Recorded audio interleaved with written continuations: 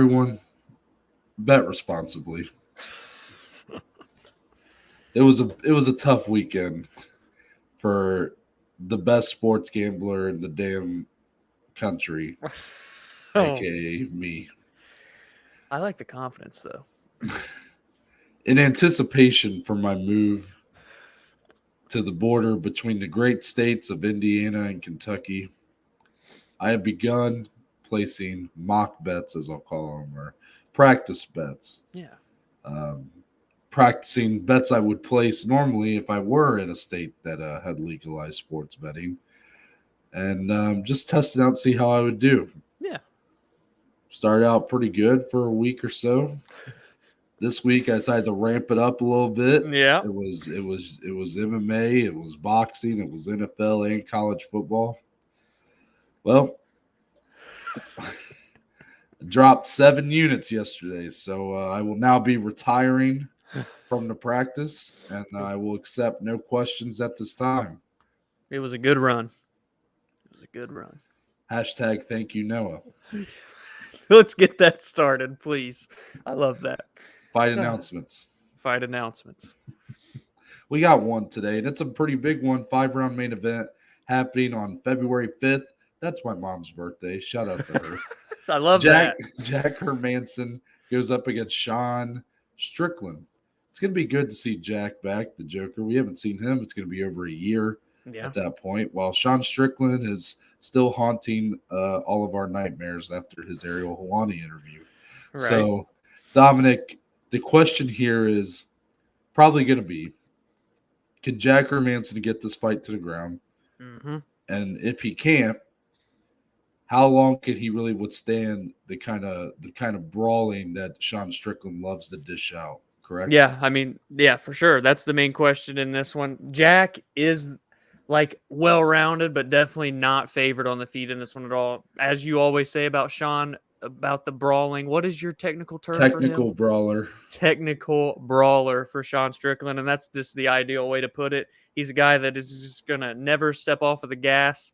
He's going to continue to pressure, punch you in the face until you wilt under that pressure. So can Jack withstand it if he cannot get the fight to the ground? That's a great question, my friend. I'd like to say yes, but that's a very tough task. And really, this is a perfect match for both guys. Jack is still kind of on that bounce back kind of trail right now of his career, and Sean is surging the most we've ever seen right now. Someone that is just like, I don't know, just a odd, strange character, but he's finding his way here, and he's approaching the elite of this division, the title contenders of this division. So a very good fight there in February, a good 5-round main event, and I'm excited for it. Yeah, the last we heard about Jack was he had that wrestling match with Hamzat that he apparently had lost. But before that, in MMA sense, he lost his main event back in December of 2020 to Marvin Vettori. Great fight. So, I think Jack Hermansson's kind of in a dangerous spot. He's kind of risking.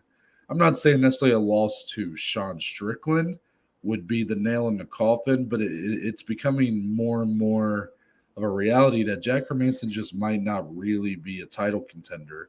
And even though he was so good as a Bellator middleweight, and here he's just not been able to quite replicate the success. He's had some great moments for sure. He's had some nice runs, but it seems like now that he's fighting the best of the best, he just can't. He just doesn't seem to have the strength or the ability to get that fight to the ground enough. And when it does stay standing, he is not a good striker. Mm-hmm. And unfortunately, that keeps kind of being the problem. You saw the Marvin Vettori fight. That was, Vettori is a good wrestler as well, but Vettori had much better stand-up than Jack Hermansson. Here against Strickland, I would give Hermansson the edge if that fight goes to the ground, but Strickland's the bigger guy. He's the stronger guy, I would say. We'll see if when they're in the cage, but I would imagine Sean Strickland will be the stronger guy in the cage. So if that's the case, how is Hermansson going to get that fight to the ground? Right. And if he can't, I think it's going to be a tough night for him. Sean Strickland's going to be barking at him the whole time. And he's just going to be throwing a lot of powerful combinations at him. And I look forward to it, though. I wonder if 5 rounds will change anything. Sean Right. Strickland seems to have pretty good cardio. Um, I can't say otherwise for Jack Hermansson. They both seem to be pretty good at going Yeah. the distance. So I don't know if that'll be a factor, but at least it gives you more time for, look at what Hermansson did against Kelvin Gastelum, and that was in round 1. Exactly. You pull out those kind of submissions out of nowhere, right? Yeah. Anything else on that one? That's all I got. All right. What we missed, just one here, tough one. Geoff Neal, he's got a big fight coming up, UFC 269 a week from now, but he was arrested I believe, I don't know if it was Thursday or Friday, for DWI and weapon charges, Dom. Yeah, this is tough. Very much not something you would expect from a guy like Geoff Neal, but I don't really want to get into like kind of what, I don't know. We can talk about whatever we want to talk about here, but I guess what's kind of important is that he got arrested 16 days before he's set to fight at UFC 269. Now, I don't know anything behind these charges. I don't know if this is, was this some sort of incident? Was this, is Geoff Neal going through something? Or was this just simply you got caught and maybe this is something that he's done before? I mean, it's just you put DWI and weapon charges together, man, it doesn't really paint the same kind of character that we've kind of come to know. So is there, any thoughts about his upcoming fight with Ponzinibbio? Do you think we'll even get it? And where do we go from here? Yeah, I mean, first and foremost, hopefully nothing too serious. I hope everything is okay with Geoff Neal. Hopefully there were no ill intentions or anything like that. And maybe if he does need help, they can seek that and get that for him. He is a great fighter, an entertaining fighter, a guy that has, went through a ton during 2020, nearly died due to COVID and whatnot, then bounced back. He had that fight with Stephen Thompson. That was a war. And, I just hope all the best for him and that it's nothing too serious. And in terms of the fight, literally 6 days from when we're recording this at this point, on the broadcast on UFC Vegas 44, they still had it on there. I don't know if they're waiting for like the legal process to play out, which UFC typically likes to do. That's what Dana White likes to say when things like this happen in terms of issues with their fighters outside of the cage. So we'll see. I would honestly be shocked if it did happen. And then truthfully, I was curious, would someone maybe come in late notice for Santiago Ponzinibbio, i.e. Khamzat Chimaev or anyone else? But this is pretty close to the fight. It's a big card. It's a big opportunity. So, again, I'll be shocked if it does happen. If it does fall off, there's a plethora of options on the prelims that can bump up to the main card. But again, first and foremost, just hopefully nothing too serious with Geoff Neal. Well said. Let's move on to the regional showcase. LFA 119 was on the ballot this week. Yes. So, Dominic, same question as always. What were your thoughts on LFA 119 and what stood out to you most? Fun card, my friend. 2 title fights, a 6-fight main card. And honestly, the one that, there's one that's like I should say, but I'm going to hold off on that because I actually, in terms of a full, well-rounded performance, I loved what I saw from Dorian Ramos in his TKO over Isaac Thompson in round 2 of their fight. In that first round, it was very back and forth, tons of grappling and transitioning. But for Ramos, he was able to escape an armbar. He was able to escape, what's it called? Not a knee bar, but with the ankle heel hook. He was able to escape 2 submissions in that round, bounce back and arguably win the round with his ground and pound. Then in round 2, went right back to the well, took Thompson down again. And this time it was kind of all him, had serious ground and pound. And I think they were both 2-0 in that fight. So it was interesting. I love these LFA cards where it's these guys that are debutants or they're very new to professional cards and they match them up pretty perfectly for the most part in this organization. That was one of those matchups here. And Dorian Ramos, again, just showed me that he can weather adversity, showed me a well-rounded skill set and a finishing ability. He kind of checked the boxes for me. So I got to go there with my biggest takeaway of the card. Yeah, it's the obvious one, Clayton Carpenter. Yeah, I mean, let's be real here. That's who I'm going to go with. And it's not just for the actual finish itself, but also the potential I think this guy shows. Yeah. I mean, obviously, You finish a fight in 13 seconds. That says something. But he's 5-0. He's 25 years old. All 4 of his 5 fights via finish. So, I Yep. mean, this guy just shows that he could be a name to really watch out for. He comes out of the MMA lab. Yep. So he's got a good team behind him. Fights out of Arizona. Yeah, I thought he looked really good. I mean, obviously it's 13 seconds. How much can you really Head kick was brutal, man. Yeah, cool for that. This was a big card for the LFA. 2 title fights were on here, but neither title fight necessarily stood out to me as like a big talking point. I will say, bantamweight title was won by Richard Palencia, and the middleweight title won by Josh Silveira. Both undefeated fighters. Palencia is a bantamweight that's 31 years old, 10-0. Silveira 7-0 now, 28 years old, middleweight. So, not that neither guy can make a run. I mean, they're 31, you're like in your prime, 28, you're like just about to hit your prime. So that's usually how it's looked anyways. But I will say, typically, the older aged, when you're a smaller fighter, the older your age typically hurts you more. Yeah. You have heavyweights that fight well into their 40s. But a middleweight, so 28-year-old middleweight and Josh Silveira, I like 31-year-old bantamweight. I'm like, okay, let's see a little bit more out of him, and then maybe we can start talking about call up to one of these bigger promotions. Yeah, for sure, man. Also, shout out Alan Joban. Dominic reminded me he was on commentary, and that is one of my favorite fighters, and we also share a birthday, so shout out to Alan Joban. I'll tell you what, he's great behind the desk for the UFC and on commentary. Woo, what a package deal. Yeah. Bellator 272 happened Friday night. This one was a shocker, wasn't it? I mean, what started as one-way traffic for Kyoji Horiguchi ended in a car crash. Been very well said. That was like poetic. Sergio Pettis with the spinning back fist knocks out Kyoji Horiguchi in round 4, 3 minutes and 24 seconds.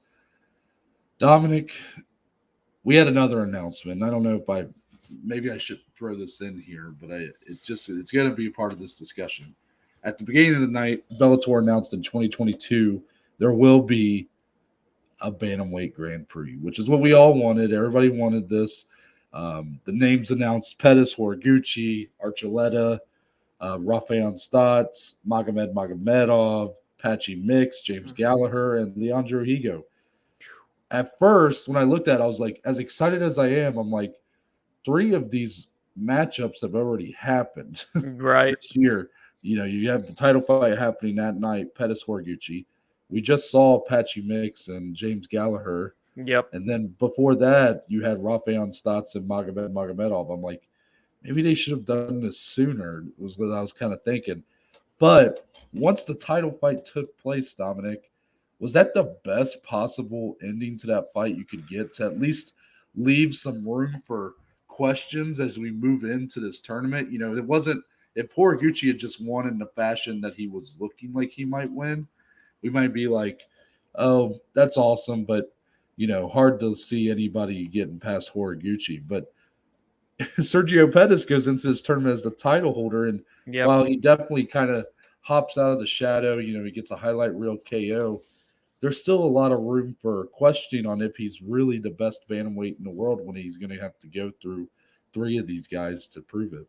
100%, man. This was the ideal kind of fight and ending you wanted to see going into this type of Grand Prix, because as you said, Horiguchi he dominated this fight for 4 rounds until the KO. I mean, he outstruck him 73-19. He was piecing him up even in the grappling exchanges. The few that there were, he was winning those. Like Horiguchi looked like he hadn't skipped a beat coming back to Bellator.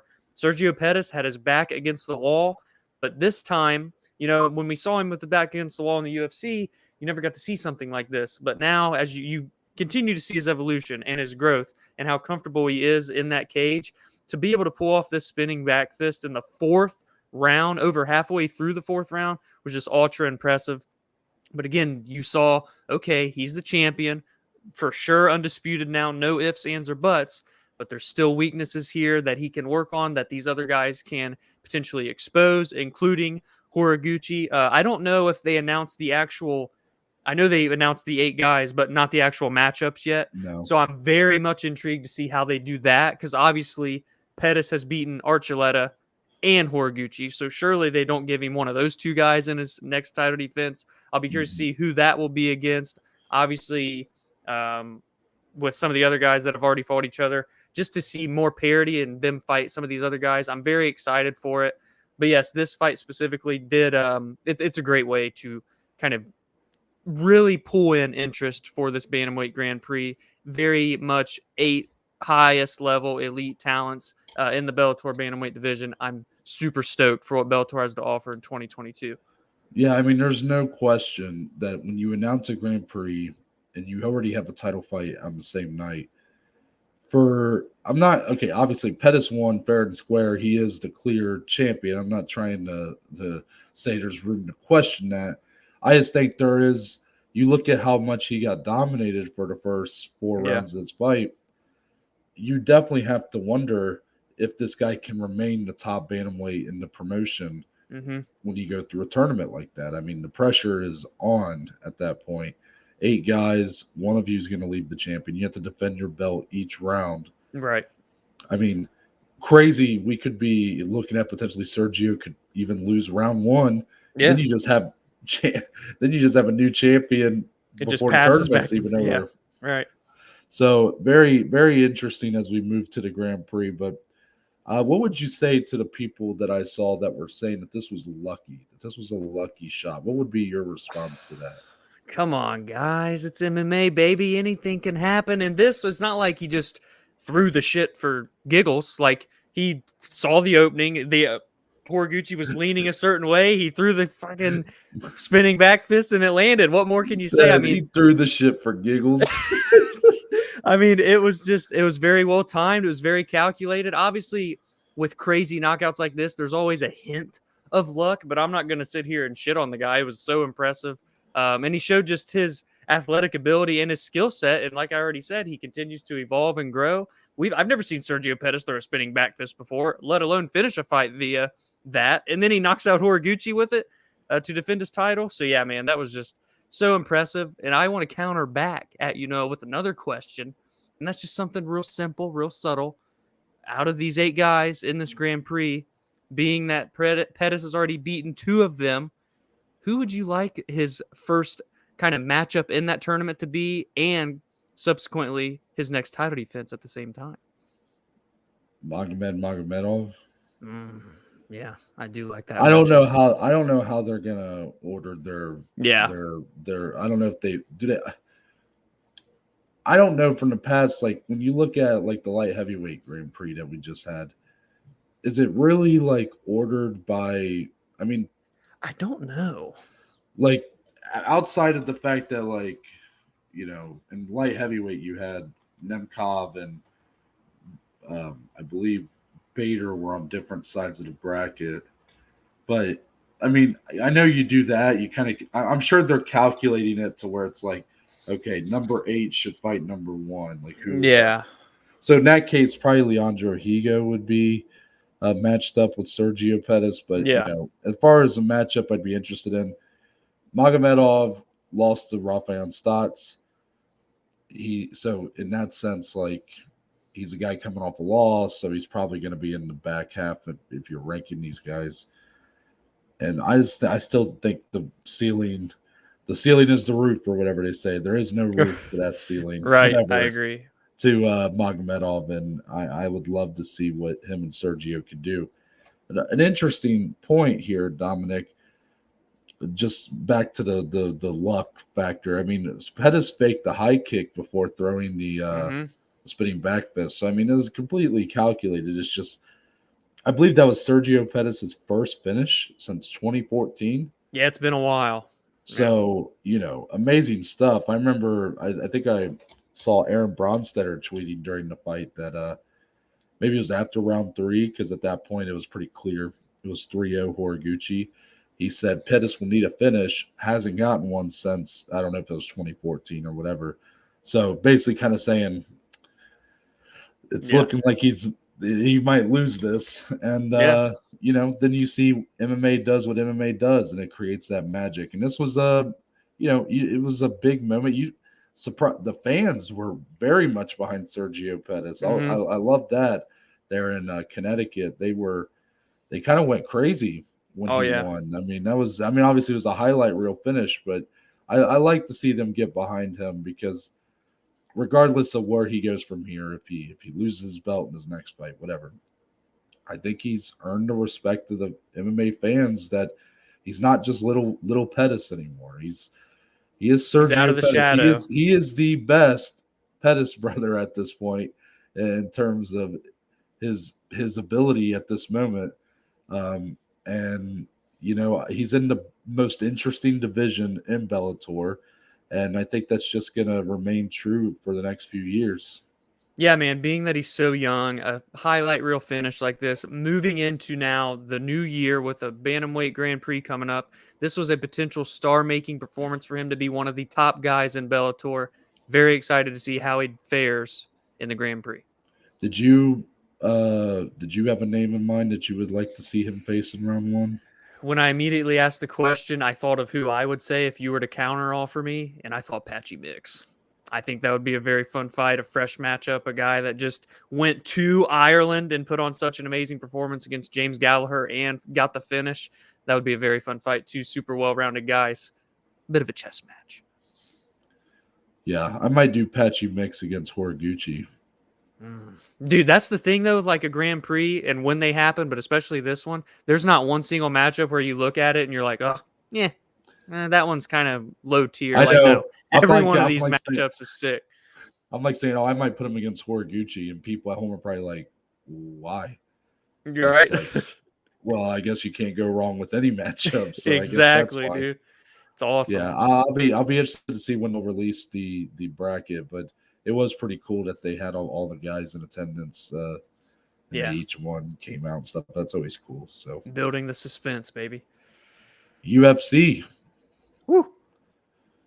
Old Reliable strikes again. Jose Aldo. I'll tell right you when what. you start to count him out, he comes back and he keeps coming.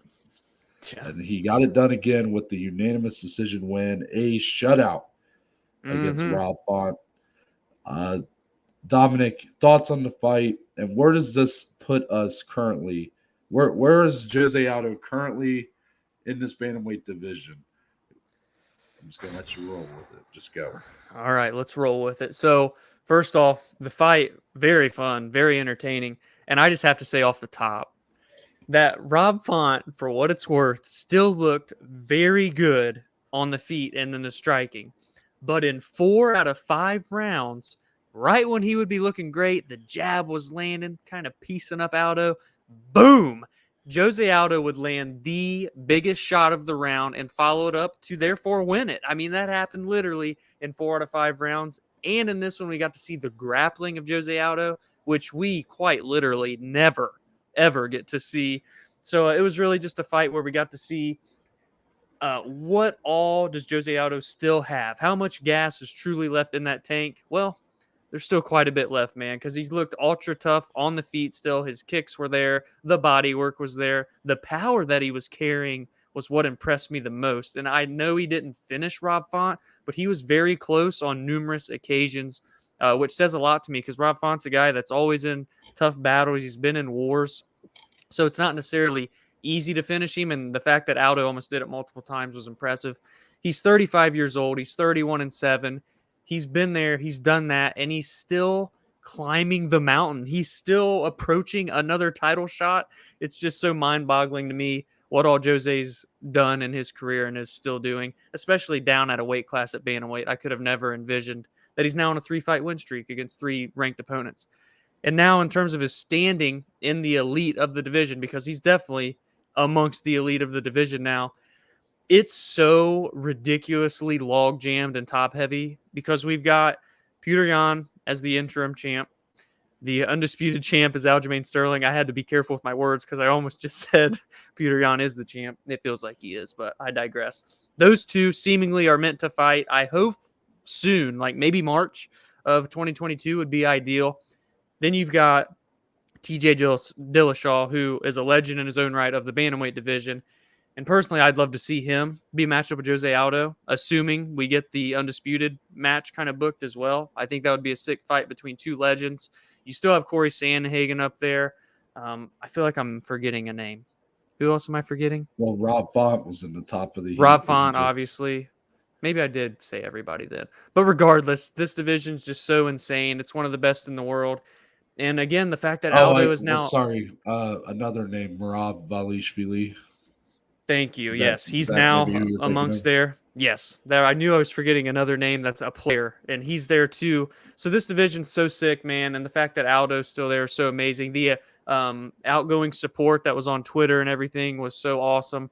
And yeah, just really an amazing performance. One that I thought on Friday, you can go back on record of me saying it. That's kind of the problem with this podcast, is that as the fight went on, I thought Rob Font was going to get the best of it.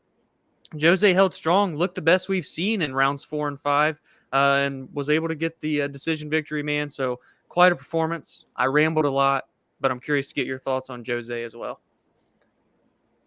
I'm not surprised, motherfuckers. Okay. Jose Aldo did what I thought Jose Aldo was going to do here. Now, I didn't expect this to be like a one-sided. I mean, I guess calling it one-sided doesn't really do Rob Font justice here. Right.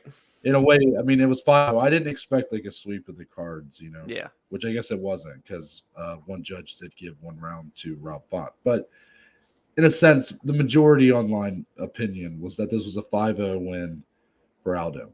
Yeah. I didn't expect that, but I did expect Jose Aldo to put up a really good performance here. I will even say he did get tired at times, but overall he held up pretty well. Yeah, for sure. And when he would get tired, he was doing such a good job of landing damaging blows on Rob Font. That was the thing. Rob Font couldn't seem to handle the power that Aldo had in his punches. So anytime Aldo even had his back against the ropes, you know, round 1 was a prime example. Yeah. And that Rob Font was controlling, winning that round very handedly. And then within the last 15 seconds, he nearly gets finished. Yeah. So then the point goes to Aldo, because, I mean, it's all about damage, right? Exactly. So, that was kind of the story of this fight. So much so, Dominic, that I'm going to try to word this properly. This was this fight had the second biggest striking deficiency for the winner. I thought it was going to be something like that. Okay, Jose Aldo landed, I forget how many less significant strikes than Rob Font. Yeah. But one. It was the second most in that situation in UFC history. If I had to guess, I haven't seen the numbers, but I would guess Rob Font nearly doubled him up. I would say it was close to that. I think it was somewhere around, I mean, you're pretty close to that. I'm pretty sure Aldo was around the 90. Mm-hmm. And Rob Font might have been around 170. I could be wrong about that. It That's could also crazy, be, man. There also could have been who got number 1, a fight that is very good. Title fight back in 2016, Robbie Lawler winning over Carlos Condit. Oh, look at that. Which is a fight that a lot of people think Carlos Condit won. Yeah. Yet here we go. Not a single person crying foul that Rob Font lost here. So very interesting, and just shows my big argument. I hate when people use striking numbers as a means to prove that they're right, that a fighter won. To be clear, striking numbers, these stats don't tell the whole story. It's about damage at the end of the day. You got to watch the fight. You got to see who's landing the more damaging blows. This fight, prime example of that. Because if you looked up the stats, you might just assume that Rob Font dominated this fight. Not the case. But I agree. Jose Aldo, TJ Dillashaw, you got to book that fight. I know I already know how this is going to go. TJ's going to piss some people off because he's going to believe that he should just be able to hold out for the winner of Sterling and Jan. Don't blame him for feeling that way. Don't blame him for trying to do it. But you know how this is going to go, Dominic. He's going to say it, and people on Twitter are going to say, oh, he's ducking Aldo. He's doing this. Because people on Twitter are stupid. to put it kindly. No, they're stupid. Oh, okay. But I just thought you had more harsh words. Is all. People fall in. People just. I'm not gonna rant, but people fall like I don't understand. People get so mad about statements like that, but like, let's say Dillashaw does come out and just say like, no, I'm waiting for the winner. Aldo can fight Merab or something, and yeah, I'll get the winner, and then we can go from there. People are gonna get so mad, but like, obviously the guy wants a title shot. Like, why would he not gamble for that? Yeah, it's like, what would you do if you're in that situation? You fucking idiot! Like, just people just I don't know. They don't really see behind the curtains, like we do. But I digress. Great fight. Maybe should have been fight of the night. It wasn't actually my fight of the night either. So don't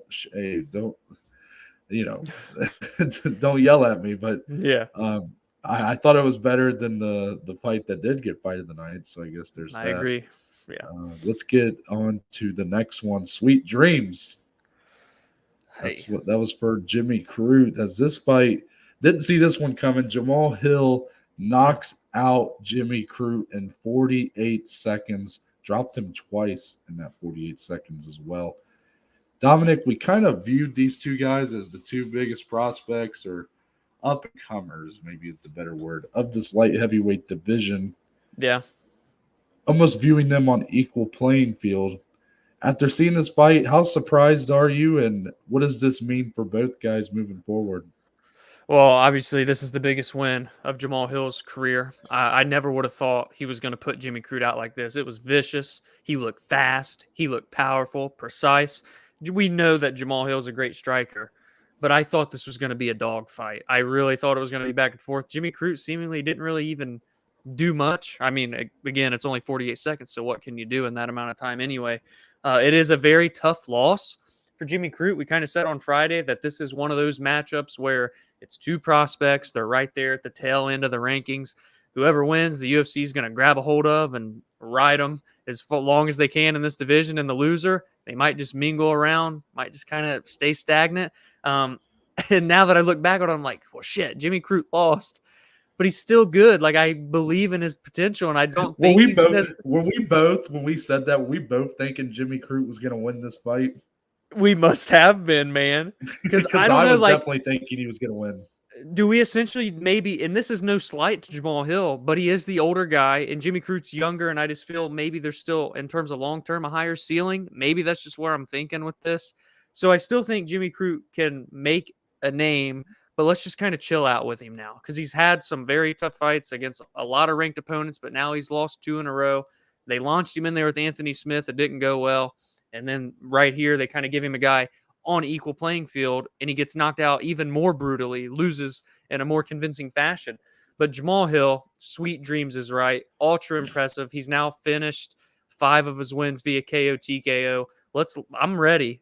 I'm grabbing a hold of it. He's long. He's rangy. He's a great striker. He can go the distance if he has to. Let's get him right in there with the top 10 guy, man, because this was an impressive performance. What can you say about it? So, yeah, this was a big shock. Jamahal Hill, as great as he is, and as much as I've really enjoyed watching him, I think that Paul Craig loss was pretty eye-opening, I guess, for me. Like, just the deficiencies on the ground that seemed to be there. Not that he necessarily looked bad. He just got out. He got out leveled in that fight when it came to the groundwork. Just seemed lost. Did not seem fast in that sense. Like, he looked like he just didn't know what to do. Like, he just, Paul Craig's just like throwing up his fucking legs a million miles a minute. And he's like, I don't know what's going on.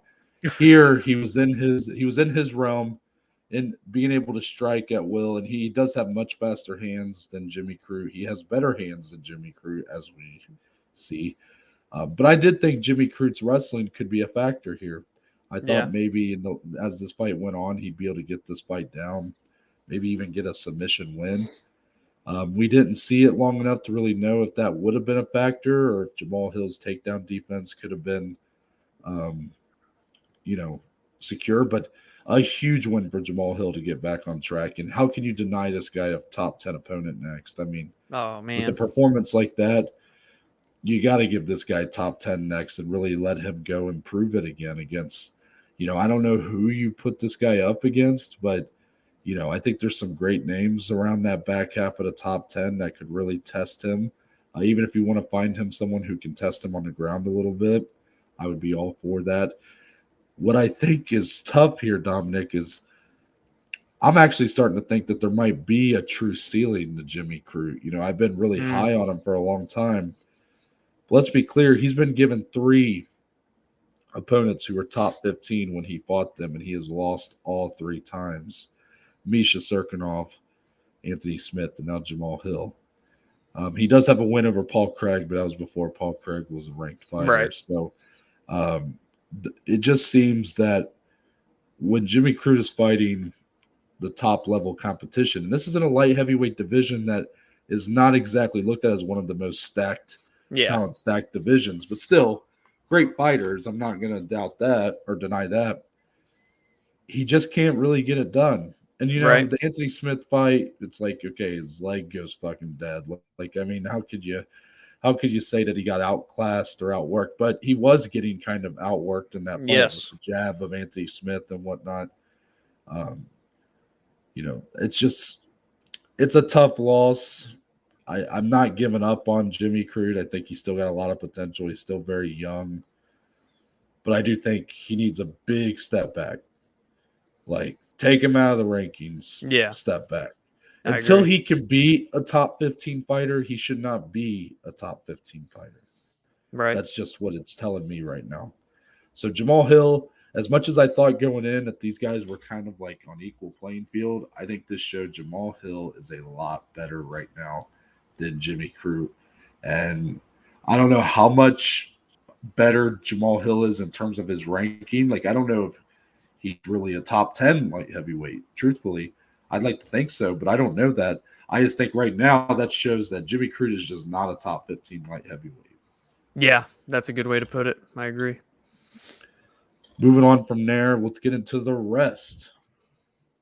We had a lot of fights to talk about. Co-main event, Bellator 272. Jeremy Kennedy got a unanimous decision win, the biggest win of his career over Emmanuel Sanchez.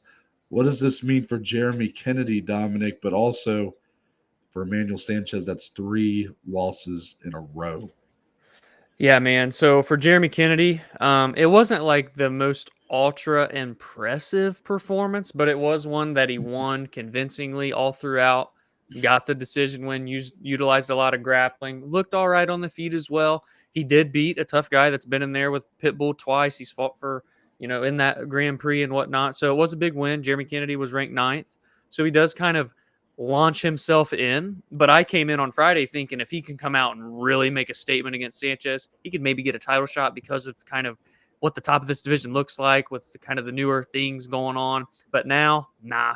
It was a big win. Don't get me wrong. He's going to be in that top 5 now area, but he's going to need 1 or 2 more before he can really convince me otherwise, depending on the performances that he has. And for Sanchez, that's 3 straight losses now, but it's all against kind of the best guys in this division, top 10 level fighters. So, back to the drawing board for Emmanuel Sanchez. He's still relatively young. He's 12-7 in Bellator, or 12-6. So 20-7 overall, something like that. So still a guy that has some talent. I just don't know if we ever see him kind of back in with the top of this division any longer. That's probably a good way to put it. He's only 31 years old. That's what's so crazy is that, it seems like his peak came almost too early, or this division's just gotten a lot better while he's been getting better, but it's like caught up to him at the same time. Yeah. I don't know what it is, but it's just it's a bit of a deflating loss because this wasn't a very exciting fight. Yeah. And he kind of just lost clearly all 3 rounds of the fight. So, it almost is worse than getting like knocked out quickly. It's just like, well, you got kind of outclassed for the whole 15 minutes. And it doesn't leave me like really knowing what to do with Emmanuel Sanchez, but he's obviously going to be a tough fight for anybody. So you probably put him into somewhat of a gatekeeper role at this point. Yep. Really test him against your up and comers. I mean, that's kind of what they did here with Jeremy Kennedy. And I think even though it wasn't the most exciting fight, I do think Jeremy Kennedy is going to have a big fight in his future to maybe for him to really prove that he's a title challenger. But yeah, overall, pretty underwhelming fight. But, I guess there was a statement made. Precisely. Low on the prelims, one of the biggest comebacks of the year, our man Spike Carlisle gets the submission win over Dan Moret in round 3, 2 minutes 58 seconds. Are you even surprised, Dominic, that this fight went this way? I'm telling you right now, Noah, Spike Carlisle has officially surpassed Spike Dudley on the level of toughness list for sports entertainment and combat. Spike Carlisle, man, the UFC veteran. He's been in Cage Warriors, now in Bellator. They put him on the second fight of the card. What are we doing, Bellator? But, man, he was getting beat up bad in this one. And to come back the way he did and not only win, but get the submission victory was so impressive, man. I love this guy, Spike Carlisle, with the crazy hair, the charisma, the attitude. Just what a great performance. What a comeback. A night filled with comebacks on this Bellator card. And this one, man, to start the night off was just so awesome. What'd you think of old Spike? I was just happy to see him get that win. And, of course, it had to be in, it couldn't just be that he gets a win. He had to be, he had to be losing the fight. All hope is lost. And then he has this big comeback. Such a Spike Carlisle move right there. The guy always has to be in these memorable, exciting fights. He can't just have a win. Just take a day, just take a fight, Spike, where you just chill out, take no damage, just put on a complete performance. Hell no. This guy's like, let me have my back against the wall. Let me have my face brutalized, and then maybe I'll submit you. I don't know. Yeah. He says, let me bang, bro. Yeah. UFC, back to them. We go to the co-main event as Rafael Fiziev in the Battle of Strikers wins via TKO over Brad Riddell. Round 3, 2 minutes, 20 seconds. This one was a little bit surprising. I did favor Fiziev very slightly. Yeah. But I was surprised. It wasn't one-sided by any means. This was back and forth, but in the sense of it felt like Fiziev had the upper hand for most of the fight. And then for him to get the finish, I was very surprised about. And I really, the way I saw this fight going was I actually saw Fiziev kind of, he has shown a worse gas tank than Brad Riddell. So I thought Riddell would get better as the fight went on.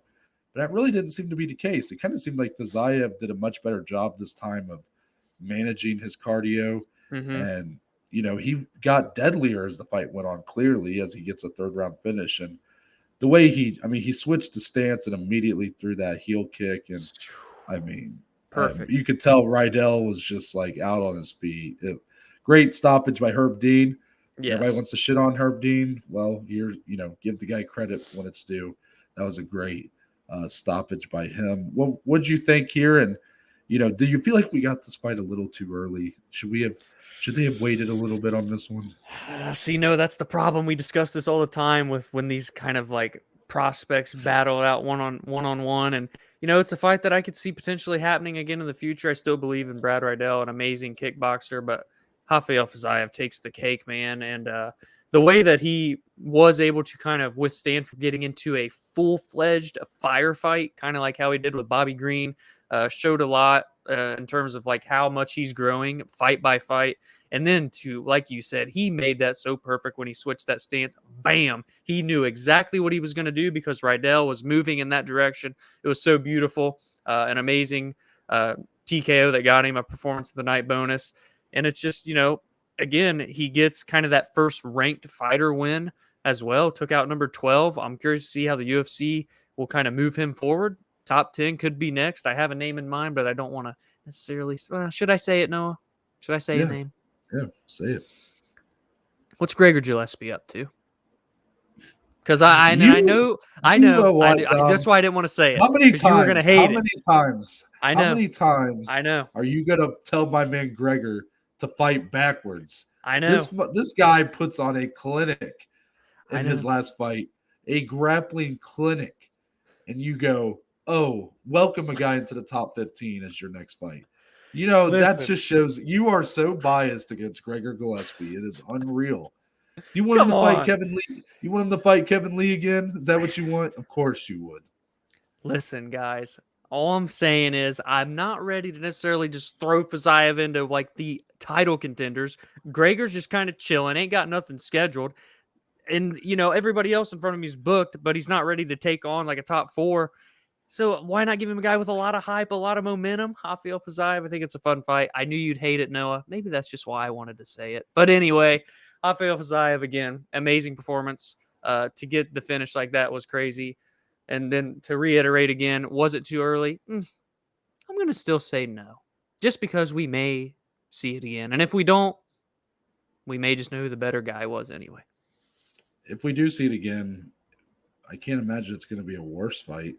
So That's something to look forward to. This actually was my fight of the night. But I will admit, Gregor Gillespie is kind of a great matchup to test Fiziev in like the grappling department, but I still hate it because you're just shitting on Gregor Gillespie and what that man did in his last fight. But you know, Dominic being biased against the grapplers, who would have thought, you know? Gregor, if you're listening, just know Noah sits on a throne of lies. We did have a huge comeback though on this card. What a weekend for comebacks. Clay Guida said, I'm tired of being snubbed by the below average Joes, so I'm just going to have to go out there and put on this kind of performance so that they'll talk about me. Yeah. He gets the come from behind submission win over Leonardo Santos, round 2, 1:21 in. This is something me and Dominic have talked about behind the scenes, like when we're setting which fights we're going to talk about for the previews and for the recaps. There's been a couple times where I've been like, Dominic, should we talk about Clay Guida? Because it's like we're not really. It's like, Clay Guida is. The term legend gets thrown around a lot. I don't know if he's not necessarily a legend, but he like is in a sense. He's a legendary fighter. He has a lot of history, in the company. He's always been a fan favorite. That's probably a better way of putting it. But he's never really, been that. I mean, even less so than like we talked about Jim Miller. Yeah. He's even less than Jim Miller. And Jim Miller's a guy who's never fought for a title, never won a title. But Clay Guida is great. But obviously at his age, he's not fighting at like the highest level. So we've always been kind of like, we won't really, unless he puts on a good performance or unless there's like a really good finish or something, we probably won't talk about it. Well, here you go. So early in this fight, Dominic, I mean, Santos, this fight was about as close to being finished as you could have. Yeah. I mean, Santos, I think the striking differential was 46-0 unofficially on the broadcast. It was. Santos, you could tell that guy was like, what do I got to do to put this guy away? Because he hurt him to the body. And then, because Clay Guida's body was so hurt, he was trying to block it when Santos got the tie clinch. Instead goes to the head. Fucking mouthpiece comes out. Looks like a flash KO'd him. I thought for sure it was done, but it wasn't. So Santos essentially punches himself out to the point where he is literally gassed with a minute left in round 1. I can't think of a bigger horror movie. Like, that's the perfect horror movie, like, plot. Is you're a fighter who just gassed with a minute left in round 1. Yeah. And you're fighting Clay Guida. That's a nightmare. And Guida comes back strong at the end of round 1, takes him down, but obviously still loses the round. But round 2, you could tell immediately. The way he shoots out, he looked fully recovered. Santos looking like the man who's worse for wear. And Clay Guida ends up getting a submission win. The odds on that, I believe, a second round submission win for Clay Guida was 43-1. That's pretty insurmountable, people. Yeah. So a huge win for Clay Guida. The combined age in this fight was 80 years old, so neither guy necessarily,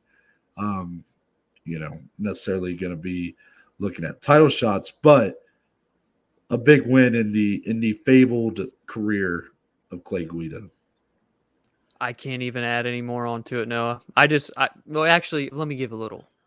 I remember being a wee lad, getting into the UFC, and this crazy son of a bitch with wild hair was always getting into barn burners, and he's still doing it 15, 16 years later. Just unbelievable, man. And the fact that he came back was ultra impressive. So shout out to Clay the Carpenter Guida.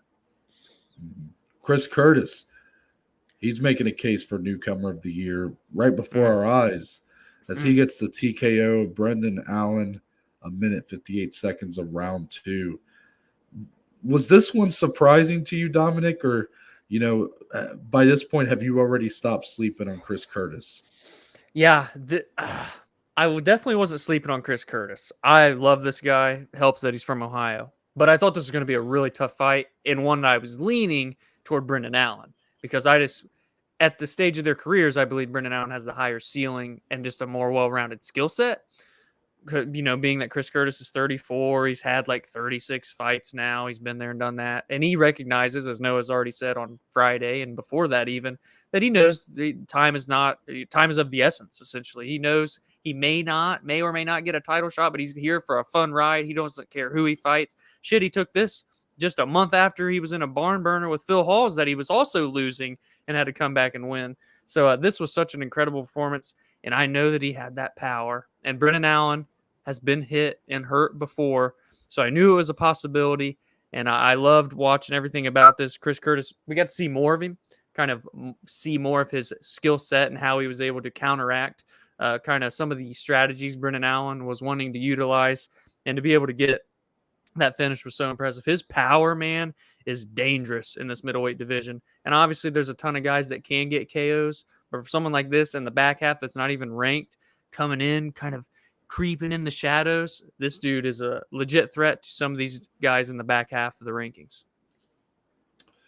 Yeah, that's a good way of putting it. And, these are back-to-back wins on short notice against some of the bigger up-and-comers of this division. I mean, These aren't just like no-name wins. I mean, beating Brendan Allen and Phil Hawes on back-to-back fights, that's very impressive because both guys haven't lost very much. Well, Phil Hawes, that was his first loss in the UFC. Yeah. Brendan Allen, that's his second.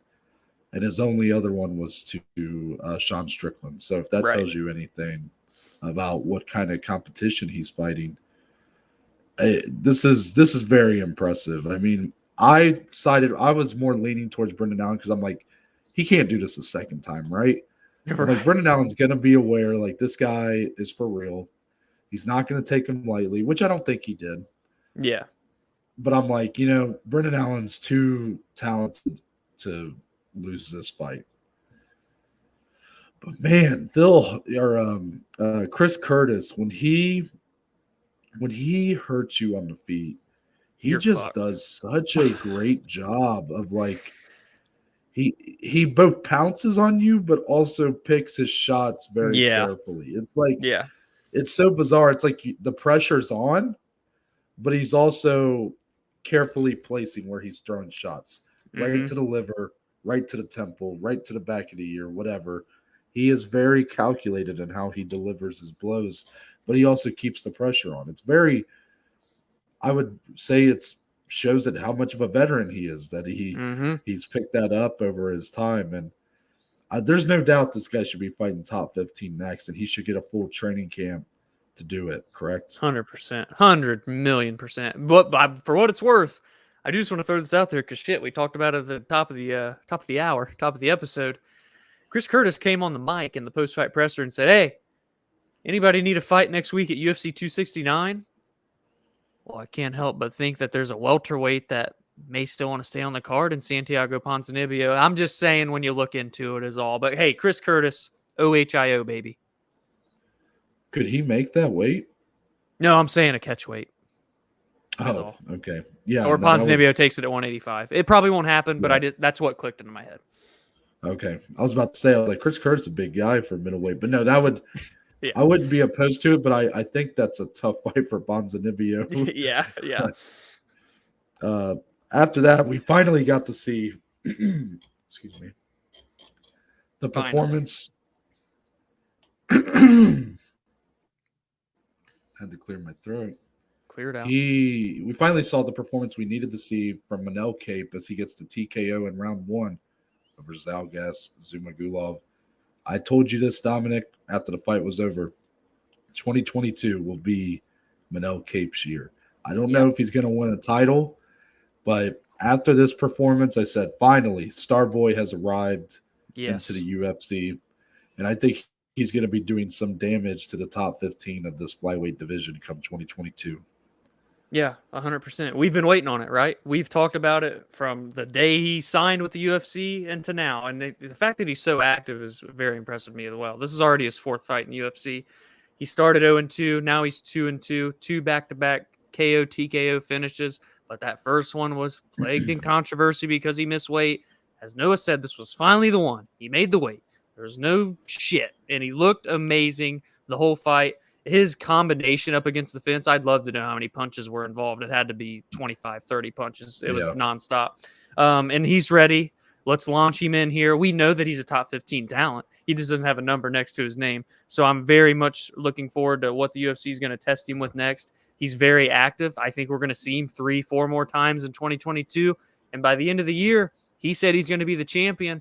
And no, if he keeps having performances like this, it may not be long before he's at least challenging whoever the champion may be. Yeah, the only drawback, the only holdback I'm going to have on him is that that one time he missed weight, is that going to be a concern moving forward? Is he always going to be cutting it close? Right. Is this a Davison situation where it's like we're on borrowed time for how long Manel Cape can really stay at flyweight? I hope that's not the case because he looked terrific here. And I want to see how far he can take that kind of performance and hopefully, follow that up in a big way. But something just to watch out for anybody that, as much as I want to be like fully on his train, there is that added factor of like, he did miss weight in his last fight. So not an easy weight class to make for sure, 125 pounds. But that's going to wrap it up here for the MMA Weekend Recap. Give us your thoughts on these fights and anything you want to see next from all these guys. You can do that by leaving a voice message or let us know in the comments below. We'll be back on Friday with the preview, a big one, UFC 269. Whew. The card to end all cards, the card to take us into 2022. It's happening Saturday night. So make sure to be here for that preview. But until then, Dominic, tell the good people where they can find you on social media. You can find me on Twitter, on Instagram, at dslee14. More importantly, go follow, go engage, go interact with the podcast on Twitter, on Instagram, at BAJ_MMA podcast. For me, you can find me on Twitter, Instagram, at ntbaker_. If you go to the link in my bio, it will take you to the link tree, which will present you with a list of links to all the platforms the podcast is on, along with social media platforms. So that includes, but it's not limited to. Yeah. Oh, you thought. And we're out of here. You thought I was going to pass you the mic, didn't you, boy? How about you sit back and let me send this thing out, all right? There you go. Yeah. But it includes, but it's not limited to the Twitter, the Instagram, the YouTube channel, and Spotify, Google, and Apple Podcast. It's all on there. And there's a couple links for today's sponsor, Anchor. There you go. Be careful with those hands in the camera, my friend. I can't do anything. I don't remember where I was at, but you're talking about Anchor. Anchor, first leaving a voice message. Do it, people. Please. Leave a voice message. And there's a second link on there if you want to become a supporter of the podcast. That just provides with a few dollars a month. All that money goes back into improving the quality of the podcast. But that's it. We're out, and we'll see you all on Friday. See you guys.